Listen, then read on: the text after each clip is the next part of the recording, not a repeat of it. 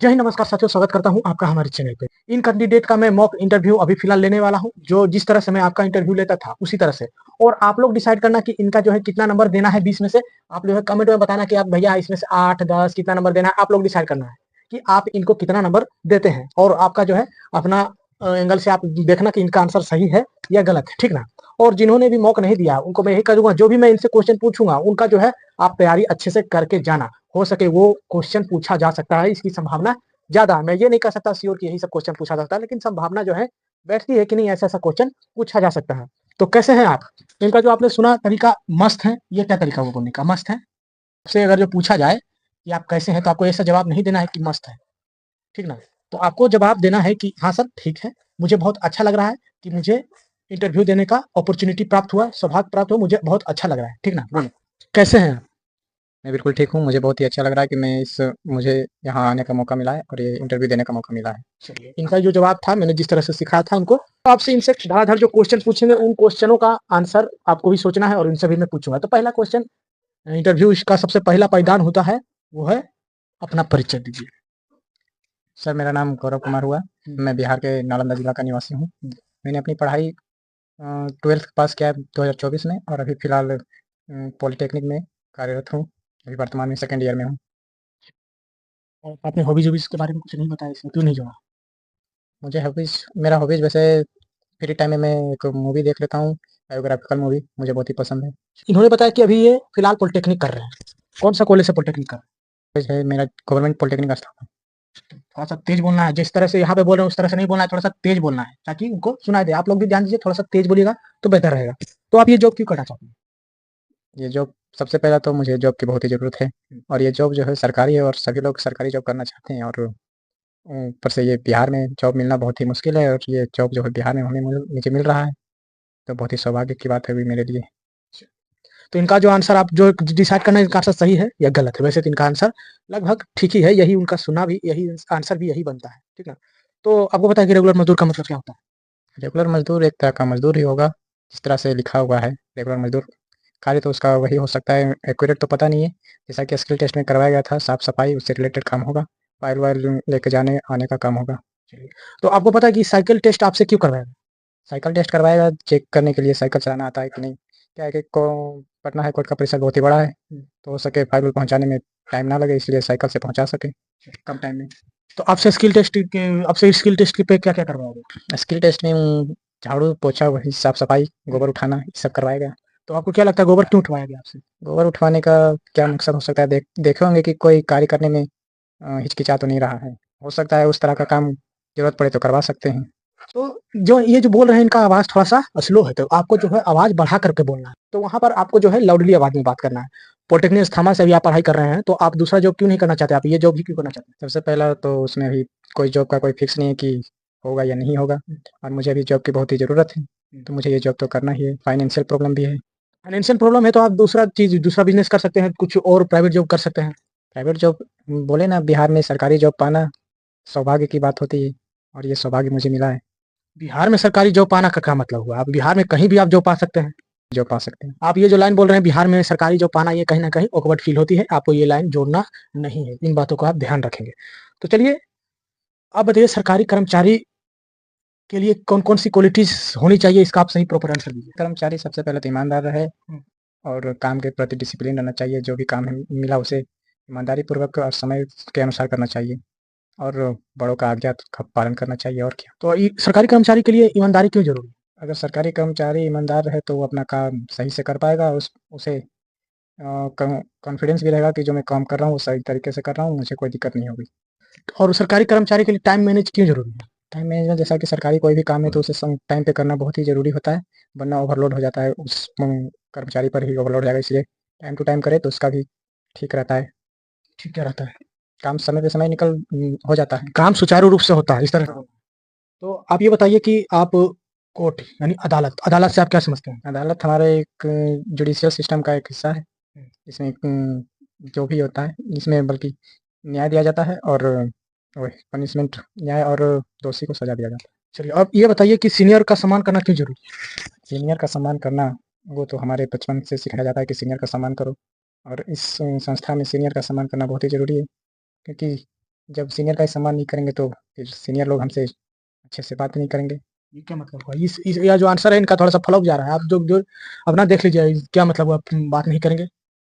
का आप थोड़ा-सा आंसर बनाइएगा, आप लोग भी बढ़िया से आंसर तैयार कीजिएगा। तो आप ये बताइए कि अदालत और न्यायालय में क्या अंतर है? अदालत और न्यायालय देखिए ये मेरा वीडियो इसको नहीं देखे हैं, इसीलिए फँसे हुए हैं। अदालत और न्यायालय में जब इनको अंतर नहीं पता है, तो फिर बताइए कैसे होगा? अदालत और न्यायालय शब्द अलग-अलग है, लेकिन मतलब दोनों का एक ही है। ये चीज़ को आप ध्यान रखिएगा। चलिए आप ये बताइए कि वकील के बारे में आप क्या जानते हैं? वकील के बारे में, वकील एक व्यक्ति ही होता है जो कि कानून का नॉलेज रखता है। जब भी हम कोर्ट या कोई भी कोर्ट में जाते हैं तो अपने केस के लिए एक वकील को किया जाता है ताकि हमारे पक्ष की तरफ से वो वक्तव्य दे। चलिए, तो वकील एक व्यक्ति ही होता है कि क्या मतलब? वकील एक व्यक्ति होता है तो व्यक्ति सब है। जज का क्या काम होता है? जज का काम होता है कि दोषी जो होता है उसे सजा देना और जो भी है। चलिए बता नहीं पा रहे हैं कि जज का क्या काम होता है? जज का काम होता है दोनों पक्षों का बहस सुन करके कानून के आधार पर फैसला सुनाना। इतना ही काम होता है, इतना ही आपको इंसाफ देना है बात का। अब ये बताइए कि आपकी क्या क्वालिटीज़ हैं? आप में क्या अच्छाई है? अच्छाई मेरे में तो बस मैं ईमानदारी से काम करता हूँ और? और जो भी काम करता हूँ उसे पूरी अच्छी तरीक़े से करता हूँ। अच्छे 2 अच्छाई है, जो भी आप काम करते हैं अच्छे तरीके से। और कुछ अच्छाई बता सकते हैं? और जो कुछ स्पोर्ट्स के अच्छाई लिए मुझे तो नहीं पता। तो आपकी क्या कमियाँ क्या हैं? कुछ कमियाँ के बारे में बताइए। कमी मेरी यही है कि मैं जब एक काम को करता हूँ तो दूसरा काम जो है कि वो भुला देता हूँ। और कुछ कमी? तो मुझे पता नहीं, पर कार्य के दौरान पता चलेगा तो मैं उसे सुधार सकता हूँ। सही आंसर दिया है। अगर आपके ऊपर ज़्यादा काम दिया जाए तब आप क्या करेंगे? काम दिया जाए तो उसे अपने सही तरीके से ढंग से पूरा करने का कोशिश करूँगा। अगर आपको ओवरटाइम करने को बोला जाए तब आप क्या करेंगे? उसमें कोई दिक्कत नहीं है, करना तो कोर्ट का काम है, वो ओवरटाइम भी चल सकता है। जैसा कि वरना कोर्ट में वैसे भी काम बहुत ज़्यादा होता है। तो वो ये कर चल सकता है क्या मतलब? कोर्ट में आपका जो ड्यूटी है वो वही ना कीजिएगा आप ओवरटाइम कैसे आप एक्सेप्ट करें कि कर लेंगे? क्यों? ऐसा क्यों?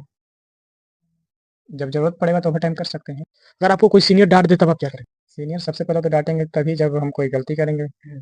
अगर गलती ना करेंगे तो नहीं डाँटेंगे। अगर डाँट देते हैं तो उस गलती को सुधारने की कोशिश करेंगे, जानेंगे किस गलती के कारण मुझे डाँटा गया है। आपने लाइफ स्किल में क्या डाला था?